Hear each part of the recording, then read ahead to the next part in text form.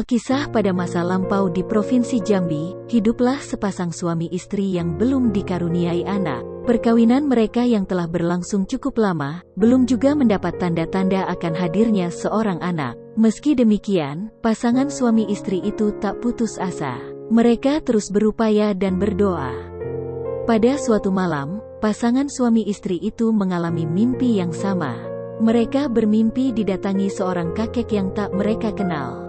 Bila kalian ingin memiliki anak, carilah rebung yang dililit ular sawah. Masaklah rebung itu dan makanlah. Niscaya, apa yang kalian dambakan akan segera terwujud. Keesokan harinya, pasangan suami istri itu saling menceritakan mimpinya masing-masing. Mereka merasa aneh, mengapa bisa mengalami mimpi yang sama. Mereka berpikir, pasti ini pertanda baik. Mereka memutuskan untuk mengikuti petunjuk si kakek. Ketika hari mulai terang, berangkatlah mereka menuju ke pinggir hutan yang banyak ditumbuhi pohon bambu. Rebung merupakan tunas bambu yang masih muda, dan biasa dijadikan sayur sebagai pelengkap makan nasi. Begitu sampai, mereka segera mengamati satu persatu rebung yang ada, sambil berjalan menunduk. Mereka terus mencari rebung yang dililit ular sawah. Tak berapa lama kemudian, pasangan suami istri itu menemukan seekor ular sawah yang sedang melilitikan tubuhnya pada serumpun rebung. Hati mereka melonjak kegirangan karena menemukan apa yang dicari.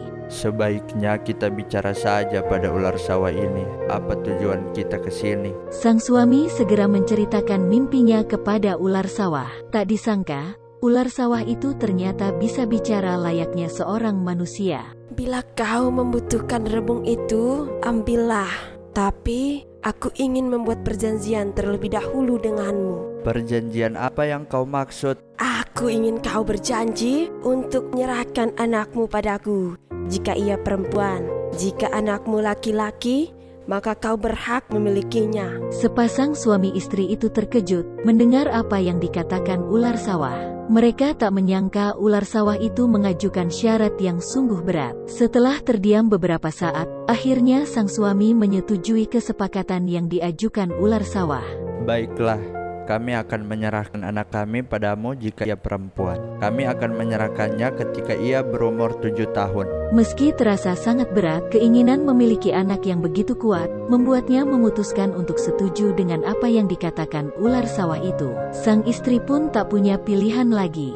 Ia sependapat dengan suaminya. Pulanglah sepasang suami istri itu, dengan membawa rebung seperti yang dimaksud si kakek. Begitu tiba di rumah, sang istri langsung memasaknya dan menyantapnya bersama sang suami. Waktu terus berjalan, hari berlalu. Pada suatu pagi, sang istri merasakan ada perubahan pada dirinya. Ternyata ia mulai mengandung. Tak terasa, tibalah saatnya sang istri melahirkan jabang bayi. Kegembiraan mereka akan kehadiran anak yang ditunggu mendatangkan kebahagiaan dan kesedihan sekaligus. Mereka sangat gembira karena harapan untuk memiliki seorang anak telah terwujud. Namun demikian, pasangan suami istri itu juga merasakan kesedihan ketika mengetahui anak mereka adalah anak perempuan. Mereka teringat akan kesepakatan yang telah dibuat dengan ular sawah tempo hari. Bayi perempuan itu diberi nama Putih Kusumba. Ia tumbuh menjadi seorang anak perempuan yang lucu dan menggemaskan.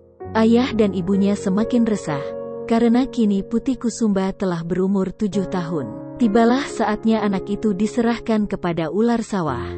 Karena tak sanggup memenuhi janjinya, sepasang suami istri itu bermaksud mengingkarinya. Mereka mengurung Putih Kusumba di dalam rumah, dan tak pernah ditinggalkan seorang diri. Mereka takut sekali, jika ular sawah datang dan membawa pergi putri yang sangat mereka cintai itu.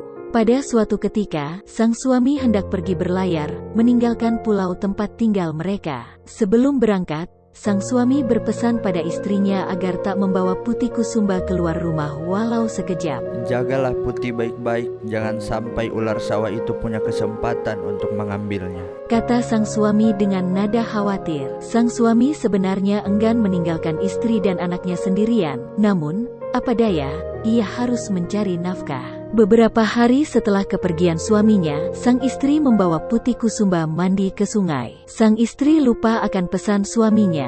Ketika keduanya tengah asyik bermain air sungai, tiba-tiba datang ular sawah dan langsung mengangkat Putih Kusumba. Tolong Bu, tolong! Teriak Putih Kusumba panik. Sang ibu tak kalah paniknya, ia segera menjerit-jerit minta pertolongan. Namun sayang, tak ada seorang pun di dekat mereka. Ular sawah itu membawa Putih Kusumba pergi dengan cepatnya. Ular sawah membawa Putih Kusumba ke sebuah tebing yang menjorok ke laut. Putih Kusumba tak dapat berbuat apa-apa. Gadis kecil itu hanya duduk, menangis sambil menatap gelombang air laut yang berada di bawah tebing itu. Ingin sekali ia berteriak minta tolong, namun bayangan ular sawah membuatnya mengurungkan niatnya. Ia hanya bisa berharap ayahnya lewat di situ dan menolongnya. Sehari-hari, Putih makan buah-buahan yang dibawakan ular sawah untuknya.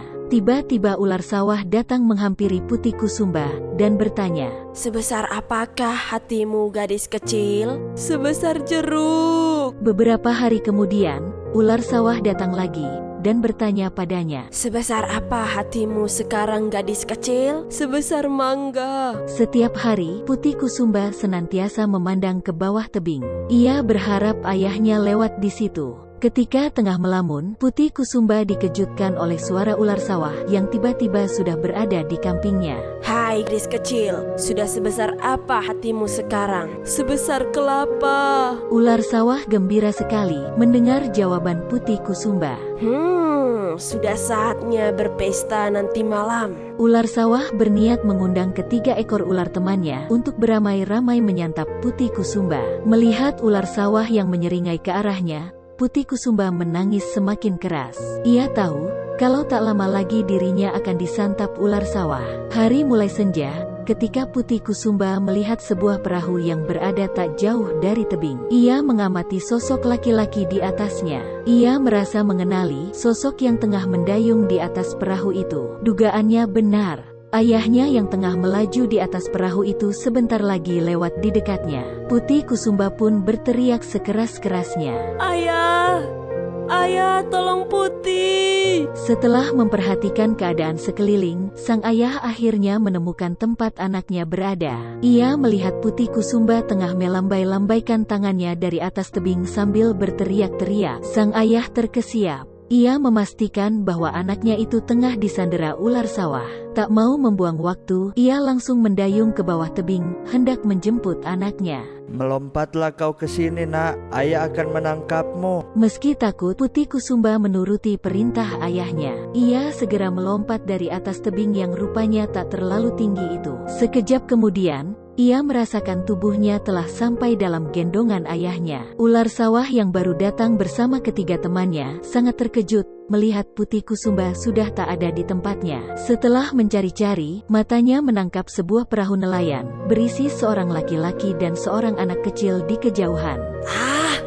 Santapanku lepas. Ia tahu bahwa anak kecil dalam perahu itu adalah Putih Kusumba yang telah dibawa pergi ayahnya. Ketiga teman ular sawah marah besar. Mereka merasa ditipu. Membayangkan lezatnya menyantap daging manusia membuat mereka semakin murka. Entah siapa yang memulai, ketiga ekor ular yang tengah kelaparan itu akhirnya menyerang si ular sawah. Mereka mengoyak tubuhnya dan menyantap dagingnya bersama-sama. Kini Putih Kusumba telah kembali ke rumah dengan selamat. Sejak matinya si ular sawah, Putih Kusumba hidup tenang bersama ayah ibunya.